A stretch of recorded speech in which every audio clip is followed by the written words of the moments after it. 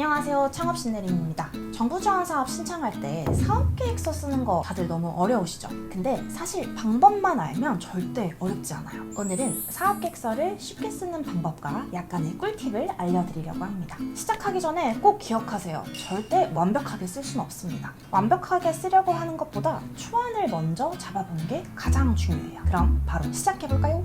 사업계획서를 쓰기 전에 이렇게 한번 크게 생각을 해보세요. 우리는 이걸 왜 하는지, 뭘 어떻게 할 건지, 왜 그게 좋은지, 지금까지 해온 건 뭐고 앞으로 어떤 걸 할 건지, 돈은 어떻게 써야 되는지, 그래서 난 뭘 만들어낼 수 있는지, 이렇게 하나로 연결되는 흐름이라고 생각하시면 훨씬 쉬울 거예요. 하나씩 자세히 볼게요. 첫 번째, 우리는 이걸 왜 하는지. 이 부분은 사업 배경이나 시장 환경 등을 이야기하는 부분이라고 생각해 주시면 좋을 것 같아요. 내가 이 사업을 왜 하려고 하는지 문제에 대한 정의가 필요한데요. 예를 들어 배달 음식 쓰레기 문제로 환경오염이 심각하다라고 쓰고 배달 시장이 매년 10% 성장하니까 쓰레기 양이 증폭되는 속도가 정말 빠르다라는 내용의 부가적인 설명까지 더해주면 더 좋아요. 이렇게 정확한 문제 정의와 이거에 맞는 데이터가 들어가게 되면 훨씬 설득력이 높아지는 거죠. 두 번째, 뭘 어떻게 할 건지. 이 부분은 아이템 소개에 대한 내용입니다. 내 아이템이 앞에서 이야기했던 문제를 어떻게 해결하는지 명확하게 이야기해 주셔야 합니다. 예를 들어 우리 포장재는 100% 생분해가 가능하고 기존 제품보다 단가가 낮아서 사용했을 때 환경에 더 좋은 효과를 줄 수 있다 라고 이야기를 할 수 있는 거죠. 여기서 중요한 점은 짧고 명확하게 이야기를 해야 한다는 겁니다. 세 번째, 그게 왜 좋은지.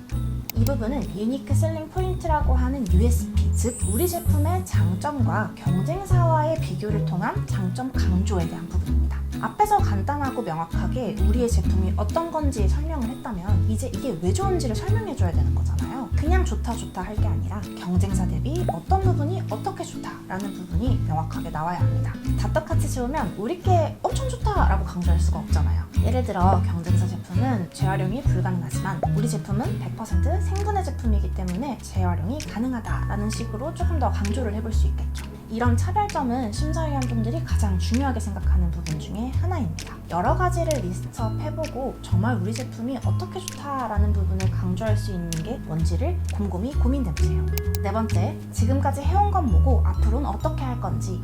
이 부분은 우리의 진행 상황과 앞으로의 계획을 이야기해주는 부분이에요. 이제까지 해왔던 일들을 써주시면 좋은데요. 상을 받았다거나 어떤 사용자가 늘었다거나 우리의 성과를 먼저 보여주는 게 좋습니다. 그러면 조금 믿음이 가잖아요. 예를 들어 현재 저희가 10개의 업체와 협업을 해서 긍정적인 피드백을 85% 정도 받았다 라고 이야기를 한 후에 다음 단계에서는 대형 프랜차이즈와 협업을 통해서 시장을 확장해 나가겠다 라고 이야기를 해주면 더 좋겠죠? 실행 계획은 최대한 구체적일수록 좋습니다. 저희는 그냥 잘 될 거예요 라고 하는 것보다 저희는 내년에 100개를 할 거고요, 후내년에는 500개를 할 거예요가 조금 더 현실성 있어 보이잖아요. 다섯 번째, 돈은 어떻게 써야 하는지.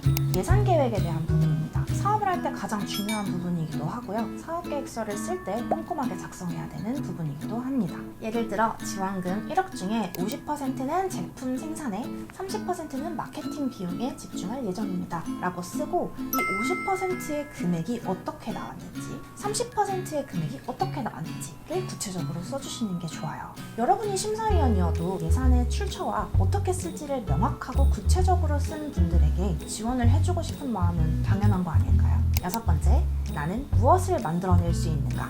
이 부분은 사업의 성과나 기대 효과에 대한 부분입니다. 사업계획서에서 제일 중요한 건 결과를 숫자로 보여주는 거예요. 그냥 우리 엄청 잘 될 거예요 이렇게 하면 누가 믿겠어요? 3년 안에 매출 10억 달성, 시장 점유율 15% 확보, 신규 고용 30명 이상을 목표로 하고 있습니다 라고 쓴다면 심사위원들이 진짜 이렇게 하려나 보다 라고 생각하겠죠. 이건 꼭 지원사업뿐만 아니더라도 우리가 내부에서 사업을 진행할 때도 굉장히 중요한 부분입니다.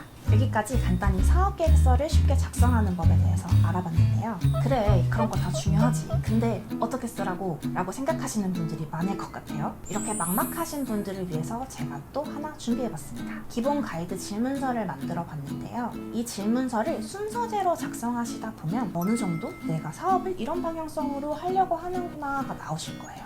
이렇게 초안만 잘 작성해두면 그때그때 사업에 맞춰가지고 쓰는 게 아니라 크게 우리 사업도 볼 수 있고 없고요. 처음부터 다시 쓰느라 스트레스 받는 일은 없으실 거예요. 이 초안은 내 사업의 설계도 같은 거라고 생각하시면 제일 좋습니다. 제가 준비한 사업계획서 꿀팁과 기본 가이드 질문서를 작성하다 보면 처음부터 차근차근 사업계획서를 어떻게 쓰는지 연습하는 힘이 길러질 거예요. 기본 가이드 질문서는 아래에 달아놓을 테니까 꼭 다운받아서 사용해보세요. 오늘도 영상 끝까지 시청해주셔서 감사합니다. 다음 영상에서는 더 유용한 꿀팁으로 돌아올게요. 감사합니다.